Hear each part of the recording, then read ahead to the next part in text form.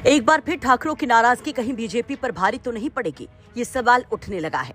और घेरे में है यूपी पुलिस, जिसकी चिंगारी एक बार फिर से उसी जिले से निकली है जहां पहले 2022 में बीजेपी पस्त हुई और फिर 2024 लोकसभा चुनाव में बड़े के नेता भी फुस हुए।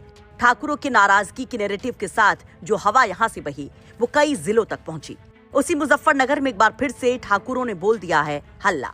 बुढ़ाना कस्बे में पीडब्ल्यूडी गेस्ट हाउस पर ठाकुर समाज ने एक पंचायत की, जिसमें कई बीजेपी नेता भी शामिल हुए और योगी सरकार में पुलिसिया सिस्टम और एनकाउंटर मॉडल पर खूब बरसे। जी, वही मॉडल जिसे योगी सरकार और बीजेपी के छोटे से लेकर बड़े पदों पे बैठे माननीय गणमान्य लोग बेहतर लॉ एंड ऑर्डर का एक सिंबल बता वाह वाह करते फिरते हैं। वही मॉडल अब खुद बीजेपी के नेताओं को चुभ रहा है। इतना चुभ रहा है कि बात आंखों से उतरकर कलेजे तक आ गई है और खोल दिया गया है मोर्चा। दरअसल एनकाउंटर का मैटर इस बार खुद बीजेपी नेता से जुड़ गया। बुढ़ाना पुलिस पर आरोप लगा कि मंगलवार शाम पुलिस ने रॉबिन ठाकुर नाम के एक युवक को मुठभेड़ में घायल कर फर्जी तरीके से गिरफ्तार किया। पुलिस पर आरोप था कि बीजेपी के बुढ़ाना मंडल अध्यक्ष मोनू ठाकुर के चचेरे भाई रॉबिन ठाकुर को पुलिस लूट का आरोप लगाते हुए उनके सामने ही कलगांव से उठाकर लेकर गई थी, जिसके कुछ देर बाद ही पुलिस ने रॉबिन ठाकुर को मुठभेड़ में घायल कर लूट का आरोपी बताते हुए घटना का खुलासा किया। यानी गला फाड़ फाड़ कर बीजेपी मंडल अध्यक्ष मोनू ठाकुर कह रहे हैं कि एनकाउंटर फर्जी है। ध्यान से सुनिए, ये कोई विपक्ष के नेता नहीं, बीजेपी के मंडल अध्यक्ष मोनू ठाकुर हैं। वो रोबिन को हमारे सामने ही तालाब पर से उठाया, हमारा तालाब पड़ता है झोड़ पे, वहीं मन से ही उठाया। और उसके बाद जब हमने 1 घंटे बाद न्यूज चैनल खोल के देखा तो उस पे हुआ कि वहाँ पड़ासोली नहर पे मुठभेड़ होगी। अरे एक बात बताओ, जो आदमी गांव के 50-100 आदमी वहाँ इकट्ठे थे जब पुलिस आई हुई थी, और वहाँ हमारे सबके सामने उठाया जा रहा और फिर इनकाउंटर दिखाया जा रहा। बिल्कुल मामले में इलाके में तनाव है, सियासी उबाल है और इस बीच जब पंचायत हुई तो बवाल बढ़ता देख पुलिस अधिकारियों की भी परेड हुई। पंचायत में पहुंचे पुलिस अधिकारी लोगों से बातचीत करते हैं और लोग उन्हें 3 दिन की मोहलत देते हैं इस एनकाउंटर की जांच और एसएचओ आनंद देव मिश्रा पर एक्शन के लिए। मामला तो यहाँ पर अब ठाकुर वर्सेस ब्राह्मण का भी बताया जा रहा है, क्योंकि एसएचओ साहब हैं मिश्रा। विशेष रूप से ठाकुर समाज की नहीं, सर्व समाज की एक बैठक थी। हमारे मोनू ठाकुर हमारे मंडल अध्यक्ष हैं बुढ़ाना मंडल के, उसी गांव का उसी परिवार का ये मामला था। उसी गांव का परिवार के बालक को कल लूट के मामले में किसी पुलिस के द्वारा गिरफ्तार किया गया था। हमको और समाज को कोई दिक्कत नहीं है।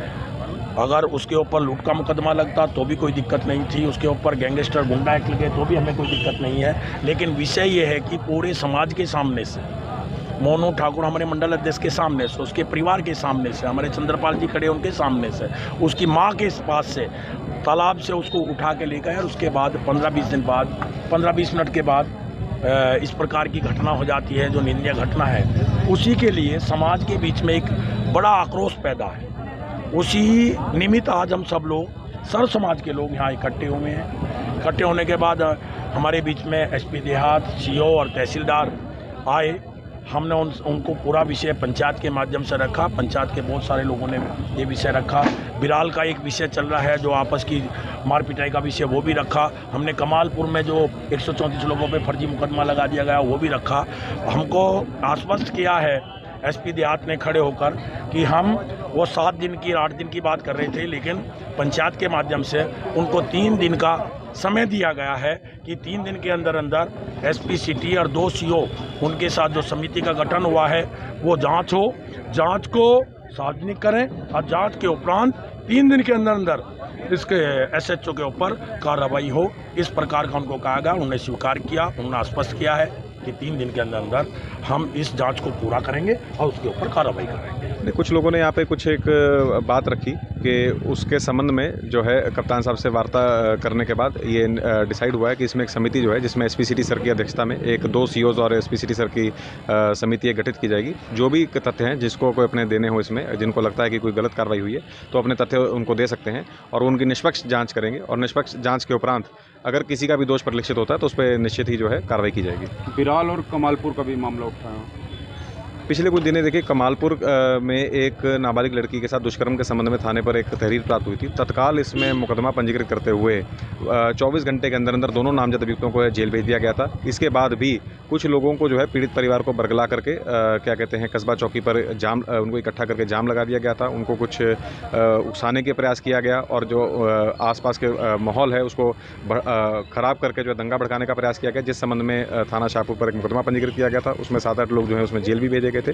उस अभियोग में जो है सीओ बुढ़ाना के पर्यवेक्षण में जो है उसमें विधिक कार्रवाई उसमें की जाएगी। 134 लोगों पे मुकदमा हुआ था, क्या खत्म होगा मुकदमा? जो भी एविडेंस जो है एविडेंस के आधार पर सीओ बुढ़ाना के पर्यवेक्षण में उसमें उसका विधिक निस्तारण उस विवेचना का किया जाएगा। आपको बता दें कि कुर्थल गांव के पास हामिद नाम के एक शख्स के साथ 3 अज्ञात बदमाशों ने मंगलवार शाम को लूट की थी, जिसमें बीजेपी नेता मोनू ठाकुर का भाई रॉबिन ठाकुर भी शामिल बताया गया, जिसको लेकर पुलिस एनकाउंटर और लूट के खुलासे का दावा करती है।